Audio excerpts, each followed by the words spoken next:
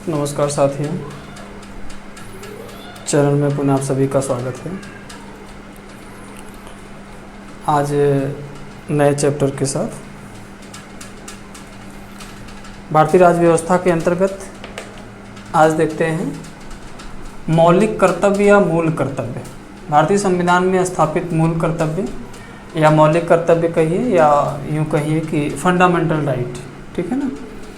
तो भारतीय संविधान के द्वारा जो व्यक्ति को मौलिक कर्तव्य या मूल कर्तव्य दिए गए हैं, ठीक है ना,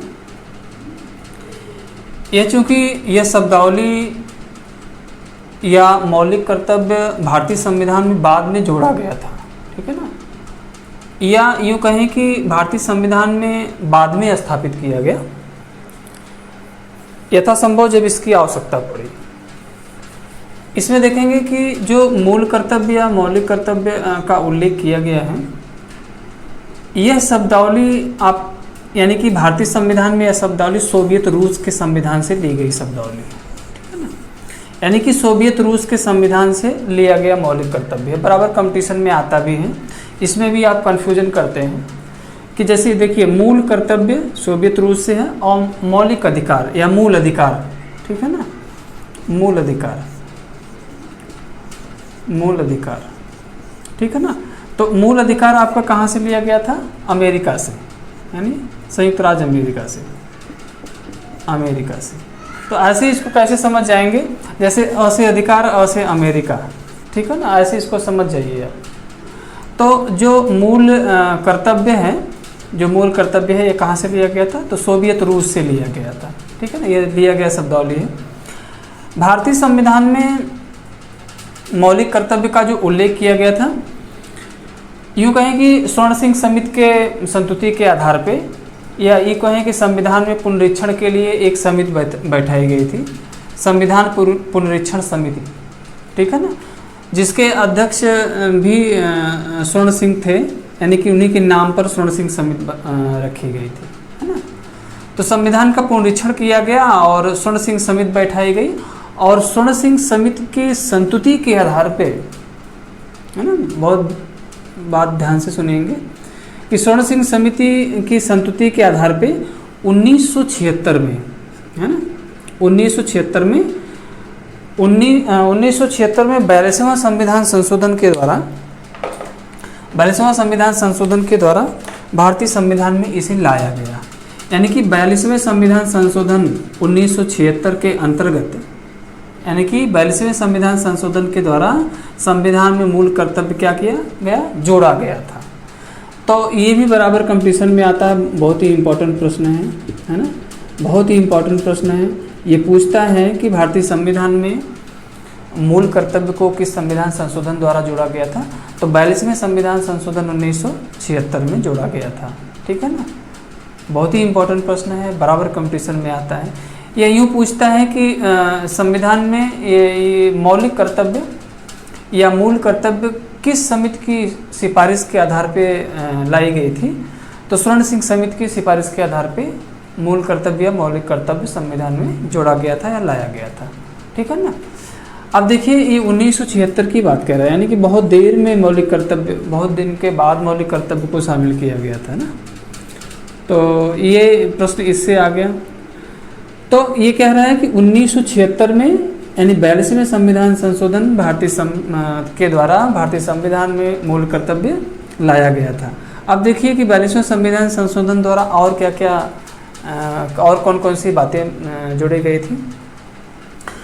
तो 42वें संविधान संशोधन भारतीय संविधान में भाग 4 का ये जोड़ा गया, यानी कि 42वें संविधान संशोधन के द्वारा भाग 4 का, यानी कि भारतीय संविधान में भाग 4 का जो जोड़ा गया था, ये 42वें संविधान संशोधन के द्वारा जोड़ा गया था।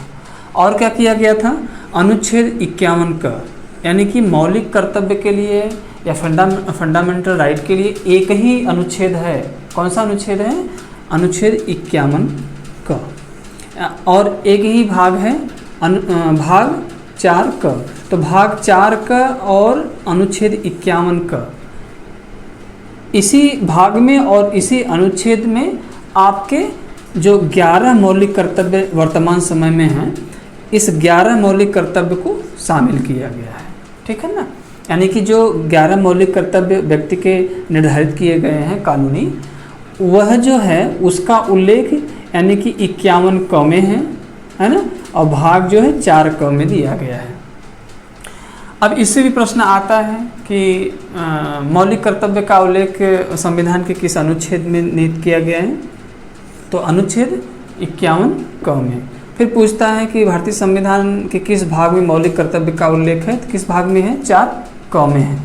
इस तरह से प्रश्न बराबर कंपटीशन में आपके आता रहता है और बहुत ही इंपॉर्टेंट चैप्टर है। चैप्टर बहुत छोटा है लेकिन बहुत गुण है, तो इस तरह से बराबर आता है। कन्फ्यूजन की स्थिति आपकी नहीं होनी चाहिए कि मौलिक कर्तव्य जो है ये सोवियत रूस से है और मूल अधिकार जो है वह अमेरिका के संविधान से है। तो अ से अधिकार, अ से अमेरिका को ऐसे आप हाँ ना एक मनोधारणा बना लेंगे तो गलत नहीं है। एक को जानेंगे तो दूसरा कन्फ्यूजन में नहीं होगा।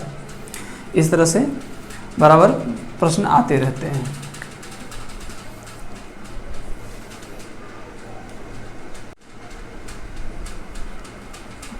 हाँ, इस प्रकार से देखते हैं कि जो अनुच्छेद 51 का भाग 4 क में जो 11 मौलिक कर्तव्य दिए गए हैं, कौन कौन से मौलिक कर्तव्य हैं इसको भी देख लेते हैं।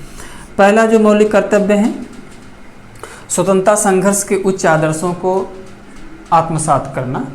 तो जो स्वतंत्रता संघर्ष में शामिल हुए हैं, हमारे जो स्वतंत्रता संग्राम सेनानी रहे हैं, है ना, समाज के जो हमारे फ्रीडम फाइटर रहे हैं, मुख्य रूप से जो हमारे आदर्श रहे हैं एक तरह से, तो स्वतंत्रता संघर्ष के समय जो उच्च आदर्श जो अपनाए गए थे, ठीक है ना, उसे अपने हृदय में संयोए रखना या अपने हृदय मुख्य रूप से या उच्च आदर्शों का पालन करना भी कहा जा सकता है। जैसे अब स्वतंत्रता संघर्ष के समय जो नारे दिए गए थे उस समय, है ना, जैसे क्या दिए, जैसे भारत माता की जय, है ना, जय हिंद, वंदे मातरम, ये सभी बातें जो हैं, तो ये स्वतंत्रता संघर्ष के समय जो उच्च आदर्श इस तरह से थे, उसे पालन करना, है ना, उसे हृदयंगम करना, इस तरह की बातें जो है ये पहला है।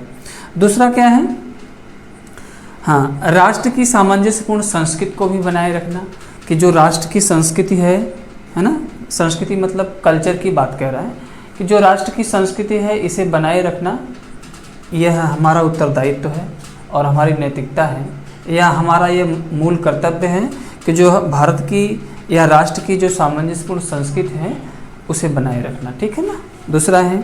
तीसरा क्या है, वैज्ञानिक दृष्टिकोण का विकास करना, या यूँ कहें वैज्ञानिक दृष्टिकोण या मानवतावादी दृष्टिकोण की भावना का विकास करना।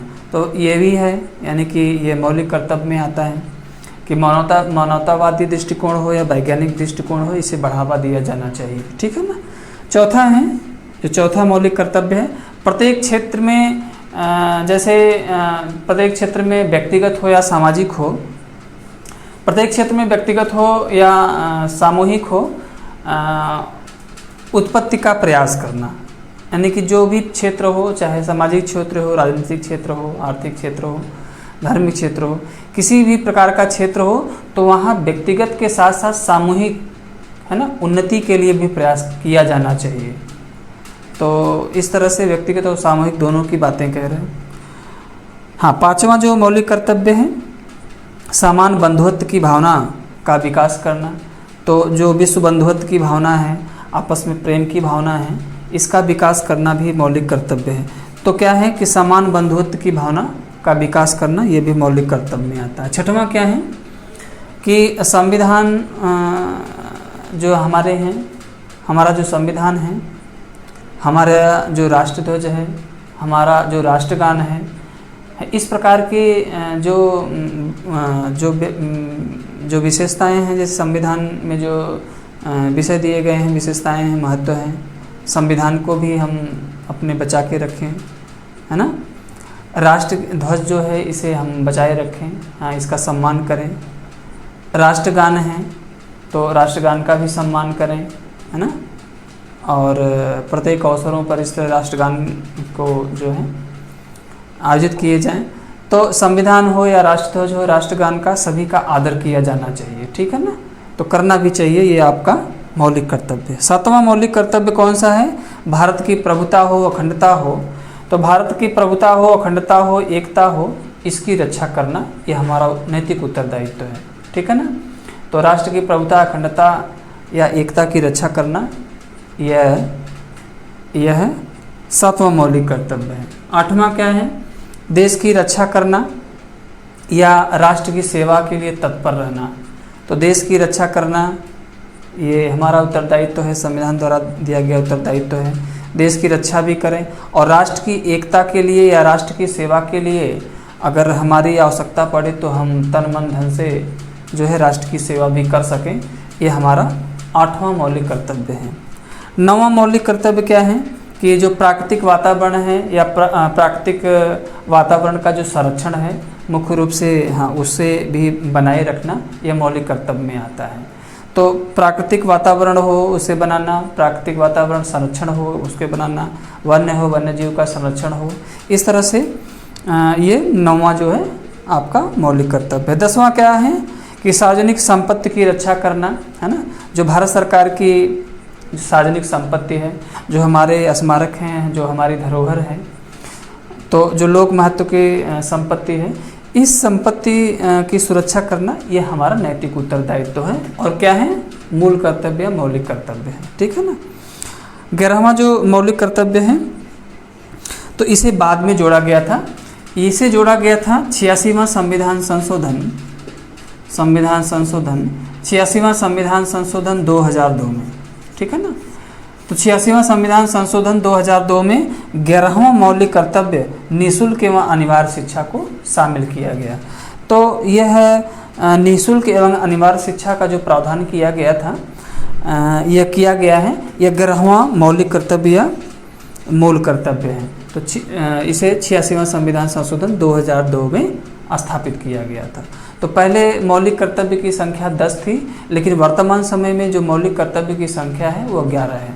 अंतिम जो है यह निःशुल्क एवं अनिवार्य शिक्षा का प्रावधान है। तो इस तरह से पूरे मूल कर्तव्य से क्वेश्चन जो जिस प्रकार से आते हैं इसमें भी दे देता है, प्रश्न दे देता है। तो इसमें जो 11 मौलिक कर्तव्य से प्रश्न आते हैं तो इसमें खासकर नहीं करके प्रश्न आते हैं। ठीक है ना। ये पूछता है निम्नलिखित में से कौन सा मौलिक कर्तव्य नहीं है ना। इस तरह से प्रश्न बराबर कंपटीशन में आते हैं। तो जहाँ नहीं का प्रश्न आ जाता है वहाँ प्रश्न जो है आपके वो टिपिकल हो जाते हैं। तो नहीं आएगा, तो जब नहीं करके आएगा तो इसका मतलब कि आप 11 जानेंगे तभी टिक लगा पाएंगे। ठीक है ना। तो इस तरह से प्रश्न आता है। हमने अनुच्छेद बताया, अनुच्छेद 51 का एक ही मौलिक कर्तव्य के लिए है। भाग जो है 4 का है, एक ही भाग भी है। 1976 में 42वें संविधान संशोधन द्वारा इसे जोड़ा गया था, ये भी बहुत ही इम्पोर्टेंट है। षोडश सिंह समिति की संतुति के आधार पर लाया गया था, ये भी इम्पोर्टेंट। जो ये शब्दावली है मौलिक कर्तव्य या मूल कर्तव्य का जो उल्लेख है ये सोवियत रूस के संविधान से लिया गया है, ये भी इम्पोर्टेंट है। इस तरह से पूरा ये चैप्टर है। ठीक है ना। वीडियो कैसी लगी आप लाइक करके बताइएंगे, शेयर भी करेंगे, कमेंट भी करेंगे, जो भी कंप्लेन होंगे आप कमेंट करके बताएंगे और साथ ही साथ चैनल को सब्सक्राइब करना ना भूलेंगे। तब तक के लिए बहुत बहुत धन्यवाद, बहुत बहुत शुभकामनाएं।